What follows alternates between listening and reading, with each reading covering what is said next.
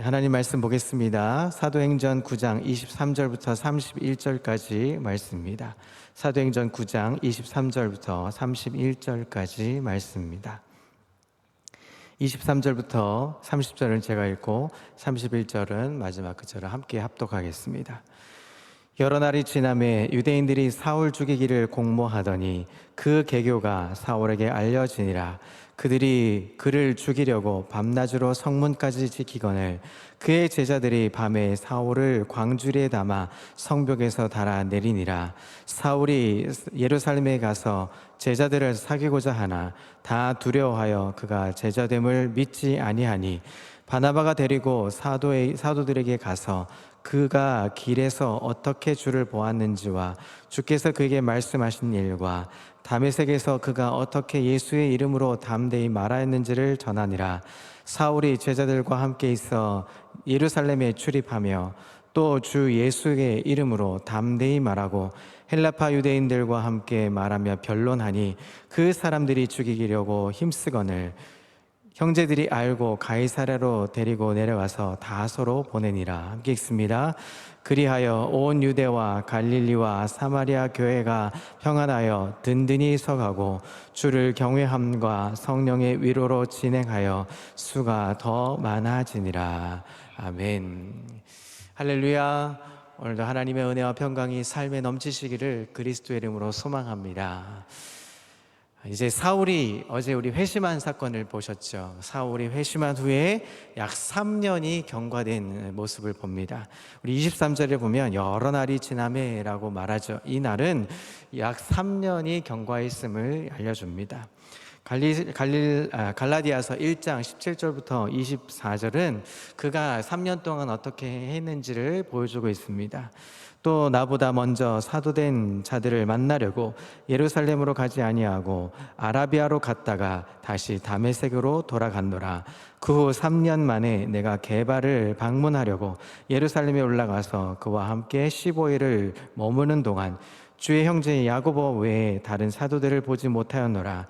그 후에 내가 수리아와 길리기아 지방에 이르렀으나 유대의 교회들이 나를 얼굴로는 알지 못하고 다만 우리를 박해하던 자가 전에 저의 멸하려던 그 믿음을 지금 전한다 함을 듣고 나로 말미암아 하나님께 영광을 돌리니라. 3년 동안 그가 행했던 모습을 갈라디아서 1장은 소개하고 있습니다. 자, 3년 동안 아라비아에서 과연 무엇을 행했을까요? 오늘 성경에 나오지 않는 이야기를 두 가지 측면에서 이야기해 보려고 합니다. 첫 번째는 예수 그리스도를 믿는 믿음의 도리를 교리적으로 정리하는 일이었습니다. 사울은 유대교인이었습니다. 그는 예수 믿는 것을 반대하던 사람이었습니다. 그런 그가 예수님을 직접 만났습니다. 그리고 예수를 그리스도로 믿는 사람이 되었습니다. 그렇다면 분명히 유대교가 뭔가 잘못된 점이 있다는 것을 알고 있었죠. 구약의 해석, 특히 예언서의 해석이 잘못된 것은 물론 유대인들이 생각하는 메시아관이 잘못됐음을 그가 깨닫게 됩니다. 로마서나 갈라디아서의 내용을 보면 유대교와 기독교가 무엇이 다른지를 명백하게 보여주고 있습니다. 사울은 자신이 받은 구원의 도리를 정리할 필요가 있었습니다. 두 번째는 향후에 그의 삶에 대한 깊은 사색의 정리를 필요로 했습니다. 이제 예수 믿는 사람으로서 어떻게 살아갈 것인가? 이런 고민이 없으면 어떤 종교를 귀하한다고 해서 진정한 신자가 될 수 없는 것이죠. 사람이 어떤 종교를 가지게 되는 것은 자신의 삶에 중대한 결심이 필요로 한 것입니다. 그러면 이제 내가 예수를 믿는 사람이 되었는가, 어떻게 살 것인가를 고민하게 되죠. 가정생활은 또 어떻게 할 것인가, 그 고민 끝에 사울은 평생 독신의 삶으로 살기로 결심합니다. 무엇을 위해 남은 생애를 살 것인가? 그 사울은 전도자로 평생 살 것을 각오를 합니다. 어디에서 주의를 감당할 것인가?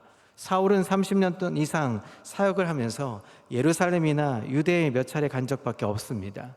대부분의 생애는 이방에서 보냈던 삶이었습니다. 박해에 대해서 또 어떻게 대응할 것인가? 그는 순교를 각오했습니다. 내가 믿는 믿음의 도리를 확실하게 다짐하고 그리고 이후로 살아갈 결심을 다짐하는 것, 그것이 사울이 회심한 직후 약 3년간의 그는 삶을 정리했던 것입니다.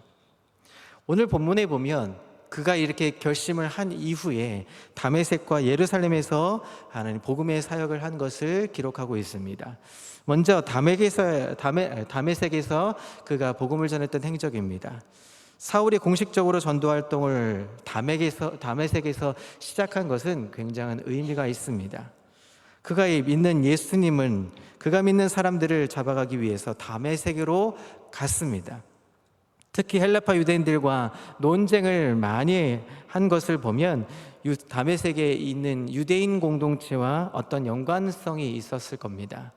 다메섹은 사울이 회심한 장소였습니다. 사울은 거기서부터 이방인이 아닌 유대인을 상대로 전도를 하기 시작했습니다. 사도로서의 부르심을 받으면서 사울의 전도는 즉각적인 이 반대에 부딪혔습니다. 반대의 주체는 바로 유대교인이었습니다. 종교에 반대하는 것은 종교입니다. 이것은 하나의 원리일 수 있습니다. 유대교도들은 예수님을 이단자로 여겼습니다. 그래서 처음부터 반대를 했죠. 예수님을 십자가에 못 박아 죽였습니다. 스데반 집사를 돌로 쳐 죽였습니다. 야고보 사도의 목을 베었습니다. 베드로 사도를 비롯한 사도들을 잡아서 때리고 감옥에 가두었습니다. 유대인들은 이제 사울을 잡아서 죽이려고까지 했습니다. 사울을 잡기 위해서 밤낮 성문을 지켰습니다. 23절부터 이렇게 말씀합니다. 여러 날이 지나매 유대인들이 사울 죽이기를 공모하더니 그 계교가 사울에게 알려지니라. 그들이 그를 죽이려고 밤낮으로 성문까지 지키거늘 그의 제자들이 밤에 사울을 광주리에 담아 성벽에서 달아내리니라. 당시의 다메섹은 10개의 자유도시 중에 하나였습니다. 군사적으로는 나바테아 왕국의 아레타 4세의 관할 지역이었습니다. 유대교도들은 관리들을 매수해서 불법적으로 사울을 체포하고 죽이려고 한 것 같습니다. 유대인들의 이 사울 암살 계획은 어떤 경로를 통해서 사울에게까지 전달되었습니다. 주님께서 사도를 죽게 놔둘 리가 없었던 것이죠. 25절을 보면 이제 사울을 돕는 제자들이 있었습니다. 그의 제자들이 광주리에 사울을 담아서 탈출을 시킵니다. 이로써 사울의 첫 번째 공식 전도 활동은 이제 끝납니다. 두 번째는 그가 이제 예루살렘으로 간 행적입니다. 26절에 보면 사울이 예루살렘에 가서 제자들을 사귀고자 하나 다 두려워하여 그가 제자됨을 믿지 아니하니라고 말합니다. 사울은 예루살렘에 가서 약 보름 동안을 머뭅니다. 그러나 같은 그리스도인으로서 더 뜨거운 환영을 받기는커녕 그를 홀대했습니다. 사도들이나 또 교인들이나 사울의 회심을 의심했기 때문입니다. 예수 믿는 사람을 그렇게 박해하던 사람이 어떻게 예수를 증거하는 사람이 되었는가 하는 것이죠. 거듭남을 외치면서도 막상 누가 거듭났다고 하면 미심쩍은 의심을 하게 되는 것이죠. 어떻게 저렇게 믿을 수 있는 것인가? 인간의 감정 속에 섞여 있는 의심을 하게 되는 것이죠. 사람이 얼마나 악한 것을 안다면 사람의 변화를 믿는 것이 쉽지 않음을 알게 되는 것입니다. 아무튼 이 회심자의 입장에서 보면 안타깝고 섭섭한 일일 수 있습니다. 내가 예수를 믿게 되었는데 비록 내가 좀 힘들게 했고 어렵게 했고 박해했고 핍박했던 사람이었지만 그래도 나도 예수 믿게 되었는데 어떻게 저럴 수 있을까? 아마 섭섭할 수도 있을 겁니다. 오늘 우리가 성경을 통해서 보았듯이 우리가 극복해야 될 일 중에 하나가 있습니다. 그것은 내가 예수 믿는 것을 세상은 별로 좋아하지 않는다는 사실입니다. 극렬한 반대자들도 있을 겁니다. 그리스도인들 중에는 내가 회개한 것을 잘 믿지 않을 수도 있습니다. 저 사람이 예수를 믿는다고? 아니, 저 사람이 예수를 믿는다는 건 내가 도저히 이해할 수가 없어. 믿는 사람으로서도 오히려 그렇게 이야기할 수도 있을 겁니다. 그리고 내가 예수 믿은 것에 대해서도 다른 사람들이 나를 의심할 수도 있을지도 모릅니다. 나 같은 사람이 예수 믿는 것이 다른 사람들에게는 달가워하지 않을 수도 있을 겁니다. 그럼에도 불구하고 우리가 그 대접을 극복해야 합니다. 왜냐하면 우리에겐 엄청난 혜택이 있기 때문이죠. 예수를 믿고 나면 우리에게는 엄청난 혜택이 있습니다. 하나님의 자녀가 됩니다. 천국의 시민권자를 얻게 되는 것이죠. 성령이 내 안에 계시게 됩니다. 주님이 내 인생의 주인이 되시게 되는 거죠. 악한 영들을 제어하고 다스릴 수 있는 능력도 우리에게 부여받는 것입니다. 그러나 이것들을 세상적인 것이 아니기 때문에 이해할 수 없는 것이죠. 영적인 것들이고 내재되어 있는 것이고 내세적인 이야기이기 때문에 다른 사람들은, 예수 믿지 않은 사람들은 그것이 이해될 수 없는 것입니다. 그래서 사울을 홀대할 수밖에 없는 것이었고 의심할 수밖에 없는 입장일 수 있는 것입니다. 자, 그러면 사울은 이런 반대와 홀대에 대해서 어떻게 대응했을까요? 그것은 바로 하나님께, 예수님께 올인하는 것입니다. 전적으로 예수님, 오직 예수밖에 없음을 고백하는 것입니다. 그것이 바로 모든 반대와 박해에 대응하는 방법이라는 것입니다. 28절부터 보시죠. 사울이 제자들과 함께 있어 예루살렘에 출입하며 또 주 예수의 이름으로 담대히 말하고 헬라파 유대인들과 함께 말하며 변론하니 그 사람들이 죽이려고 힘쓰거늘 형제들이 알고 가이사랴로 데리고 내려가서 다소로 보내니라. 이 말씀 중에 가장 핵심이 바로 29절에 있습니다. 주 예수의 이름으로 담대히 말했다라고 그는 전합니다. 사울의 인생의 가장 주제는 바로 오직 예수입니다. 앞서 말씀드린 바 있습니다. 예수님은 하나님의 아들이십니다. 예수님은 그리스도이십니다. 그래서 오직 예수를 위해 살고 예수만을 자랑하고 예수를 위해 죽는 것, 그것이 사울이 인생의 올인, 남은 여생을 올인했다는 것입니다.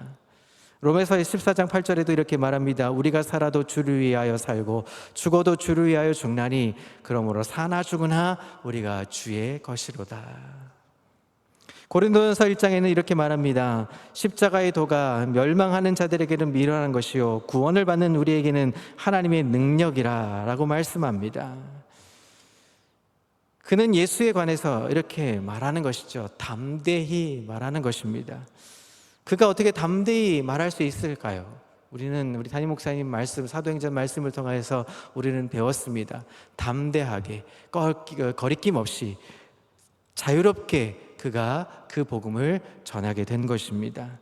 전했으니까 어떻게 합니까? 주님만 바라고 살면 되는 것입니다. 내가 주님만 바라고 사는 흔적을 드러낼 때 말씀이 살아 역사하는 것입니다. 사랑하는 성도 여러분, 오늘도 참된 그리스도인의 모습으로 내가 주인 삼은 예수의 흔적 있는 사람으로 살려면 바로 담대함이 있어야 한다는 것입니다. 오늘도 내가 예수 믿은 것 때문에 기뻐하고 살아가는 그 흔적을, 내가 예수 믿은 것 때문에 그 능력을, 예수 믿은 것 때문에 다른 사람들의 박해를 무릅쓰고라도 하나님 앞에 온전하게 이 복음을 증언할 수 있는 멋진 하나님의 사람들 다 되시기를 그리스도의 이름으로 소망합니다. 누가 알아주든지 알아주지 않든지 상관없습니다. 그것은 나에게 하나님이 맡겨주신 사명이기 때문입니다. 하나님이 맡겨주신 나의 소명이기 때문입니다. 오늘도 하나님이 나의 주인 되심을 인정하고 내가 내 입술의 고백을 내가 하는 것이 아니라 하나님의 능력의 입술로 고백하며 세상 사람들에게 그리스도의 복음을, 향기 나는 이 복음을, 아름다운 소식을, 기쁜 소식을 전할 수 있는 아름다운 복음의 전도자들이 다 되시기를 그리스도의 이름으로 소망합니다. 그랬을 때 하나님은 우리에게 능력을 주실 것입니다. 그랬을 때 하나님은 우리에게 소망을 주실 것입니다. 하나님의 능력의 이름으로 기뻐할 수 있는 능력의 하나님의 사람들 다 되시기를 그리스도의 이름으로 소망합니다. 기도하겠습니다. 참 좋으신 하나님 아버지 은혜를 감사합니다. 오늘도 하나님 이 생명을 연장시켜 주시고 하나님 이 새벽을 깨워 첫 시간을 하나님께 드릴 수 있게 해주셔서 감사합니다. 오늘도 하나님 사울의 고백처럼 예수의 이름을 고백하는 담대함이 있기를 소망합니다. 하나님 우리 안에 하나님 주인으로 삼은 예수님이 나와 함께 하심을 믿으며 의지하며 하나님 주님만 의지하고 주님만 바라볼 수 있는 삶의 여정이 되게 인도해 주옵소서. 하나님 내 삶을 설계해 주시는 하나님, 인도해 주시는 하나님, 내 먼저 앞에 서서 인도하시는 하나님, 그 하나님을 의지하는 삶이 되게 인도해 주옵소서. 세상 사람들은 우리를 조롱하고 핍박할지 모르지만 하나님 우리는 담대하게 하나님의 말씀을 선포합니다. 하나님의 이름을 선포합니다. 오직 예수님밖에 없음을 많은 사람들에게 고백할 수 있는 담대함이 있게 인도해 주시옵소서. 그래서 오늘도 감사함으로 기뻐함으로 은혜로 나아갈 수 있는 삶의 여정이 되게 인도해 주시옵소서. 함께 하실 줄 믿고 감사드리며 예수 그리스도의 이름으로 기도합니다.